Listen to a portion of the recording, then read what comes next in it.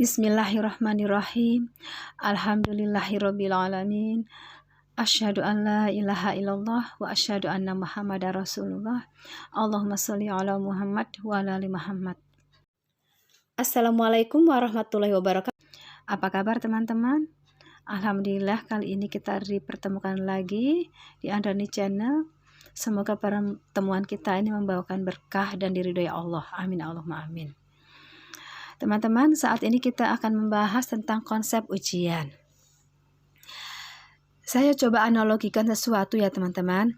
Misalnya, di depan teman-teman ada sebuah gelas yang berisi air. Kemudian air tersebut berguncang-guncang hebat sekali. Coba dengarkan baik-baik teman-teman. Di depan teman-teman ada sebuah gelas yang berisi air dan air tersebut berguncang-guncang hebat sekali. Terus saya ingin sekali ngediemin air itu. Tapi caranya salah. Saya goyang-goyangkan gelas itu, gregetan banget, berharap air itu akan tenang. Nah, pertanyaannya, ketika kita berusaha mau menenangkan isi air itu, tapi cara kita itu terlalu memaksa mendiamkan air itu dengan menggoyangkan air itu, kira-kira airnya jadi diam atau malah tambah bergerak-gerak? Coba jawab teman-teman. Malah makin bergerak ya. Nah, begitulah dengan konsep ujian teman-teman. Ketika datang masalah, biasanya kita itu dengan sombong berusaha sekuat tenaga untuk segera menyelesaikannya. Kita cari solusi sekeras-kerasnya. Kita berpikir, kita berusaha semaksimal mungkin. Rata-rata kita gregetan ingin segera menyelesaikan masalah tersebut. Tapi apa yang terjadi? Ketika kita ada masalah dan sekuat tenaga kita cari solusinya, justru kita semakin pusing. Betul nggak? Malahan justru ketika kita sudah pusing, sudah capek, kemudian kita menyerah, kita berserah, kita pasrah, masalahnya kelar begitu saja. Ada yang udah pernah ngalamin seperti itu? Bisa dirasakan teman-teman ya.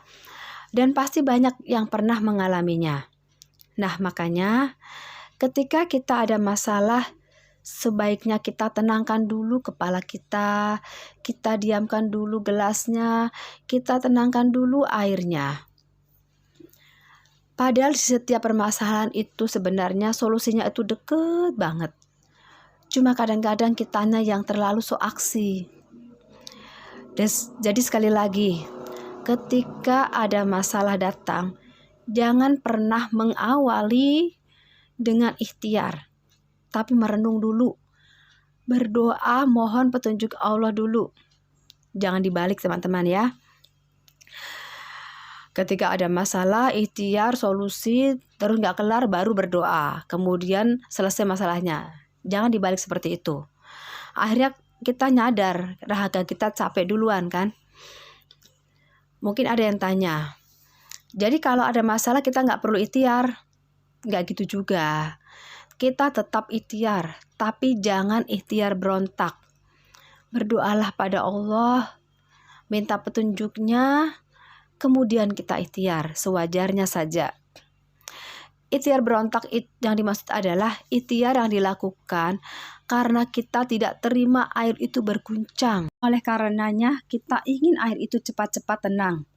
Bahasa mudahnya, kita tidak ikhlas ketika sesuatu menimpa diri kita.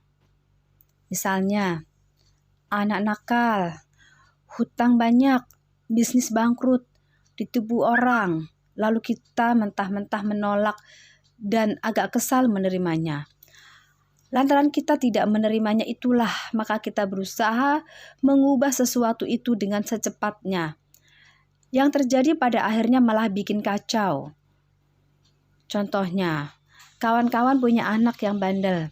Pastinya kita inginkan anak tersebut menjadi baik. Ingin kebandilannya cepat selesai, bukan? Kalau sudah begitu biasanya kita malah jadi membentak anak. Betul tidak?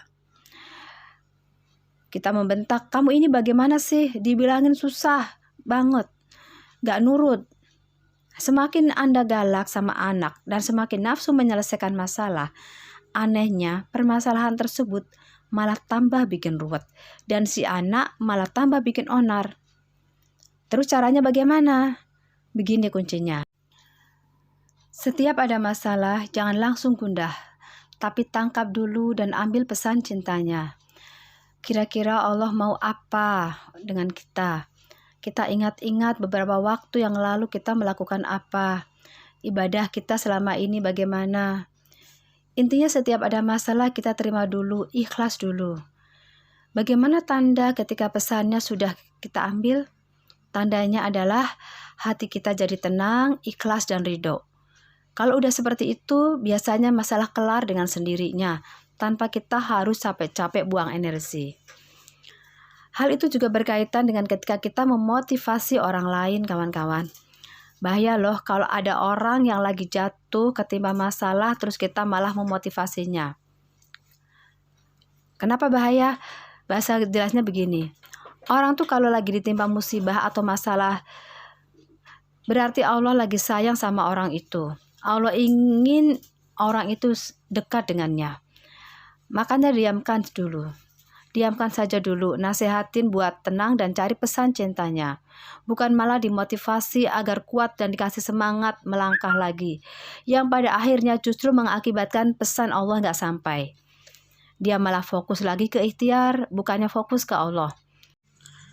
Jadi Allah ketika memberi kita masalah, sebetulnya bukan untuk segera dicari solusinya, tetapi agar kita kembali fokus dulu pada Allah, mendekat dulu ke Allah, curhat dulu ke Allah. Baru Allah menyelesaikan masalah teman-teman dan memberikan solusinya. Oke teman-teman, paham ya sampai di sini? Praktek yuk teman-teman. Semoga dalam setiap masalah yang kita terima, teman-teman bisa tenang, bisa memasrahkan kepada Allah dan mencari solusinya yang terbaik. Baiklah teman-teman, sampai di sini dulu. Semoga apa yang kita bahas saat ini bermanfaat bagi teman-teman semua, dan jika channel ini maupun materi ini bermanfaat, silakan teman-teman share kepada teman-teman yang lain melalui sosial media teman-teman. Semoga menjadi amal jariah dan semakin banyak teman-teman kita di luar sana yang bisa mendapatkan ketenangan, solusi yang terbaik pada saat menjalin masalah. Teman-teman, jangan lupa subscribe, like, dan komen, serta kirimkan testimoni yang teman-teman rasakan. Kirimkan ke WA 0811 870 4477 atau ditulis di kolom komentar. Semoga semakin banyak teman-teman kita yang terinspirasi maupun termotivasi untuk menjalankan praktek dalam menghadapi masalah ini. Terima kasih teman-teman sudah menonton. Assalamualaikum warahmatullahi wabarakatuh.